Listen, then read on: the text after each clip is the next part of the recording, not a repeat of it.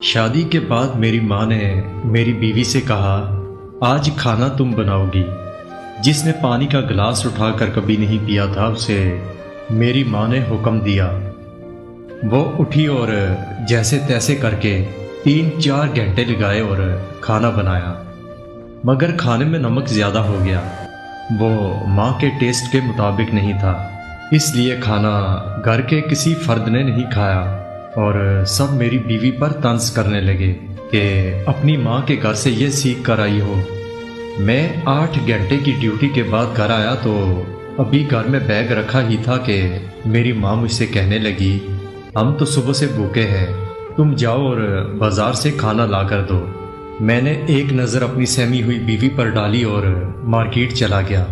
کھانا لے کر آیا تو سب کھانے لگے۔ میں نے اپنی بیوی کا ہاتھ پکڑا اور کچن میں لے گیا اور اس سے کہنے لگا، کیا پکایا ہے آج؟ اس نے آنسو آنکھوں میں روکتے ہوئے کہا کہ باقی سب کی طرح تم بازار والا کھانا نہیں کھاؤ گے۔ میں نے کہا کہ بالکل نہیں، مجھے اپنی بیوی کے ہاتھ کا کھانا بہت پسند ہے۔ اس نے کچن میں میرے لیے کھانا لگا دیا اور جب میں نے کھانا کھایا تو وہ اتنا بھی بد ذائقہ نہیں تھا کہ کھایا ہی نہ جاتا ہو، مگر اسے اتنا مارجن ہی نہیں دیا گیا کہ وہ اپنی غلطی ٹھیک کر لیتی۔ قصور میری بیوی کا بھی نہیں تھا کہ وہ ماسٹرز کر رہی تھی اور شادی ہو گئی، اسے تعلیم نے گھرداری کی فرصت ہی نہیں دی۔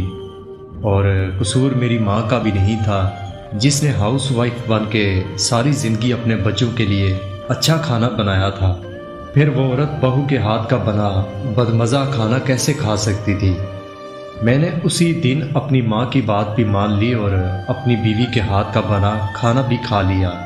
میرے اس ایک عمل نے مجھے اپنی بیوی کی نظر میں ہمیشہ کے لیے معتبر کر دیا، اور اس ایک محبت بھرے عمل کی وجہ سے آج وہ ہر قسم کی ڈش بنانا سیکھ چکی ہے۔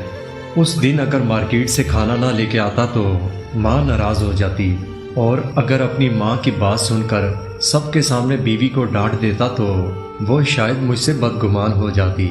رشتوں میں بیلنس قائم کریں اور اتنا مارجن ضرور دیں کہ لوگ ایڈجسٹ ہونا سیکھ لیں۔ محبت کے جذبے کو کبھی ختم نہ ہونے دیں، کیونکہ میاں بیوی ایک دوسرے کا لباس ہوتے ہیں، اور لباس خراب ہو جائے تو بڑے بازار میں اتارا نہیں جاتا، پیوند لگایا جاتا ہے۔ رشتوں میں بھی پیوند لگائیں۔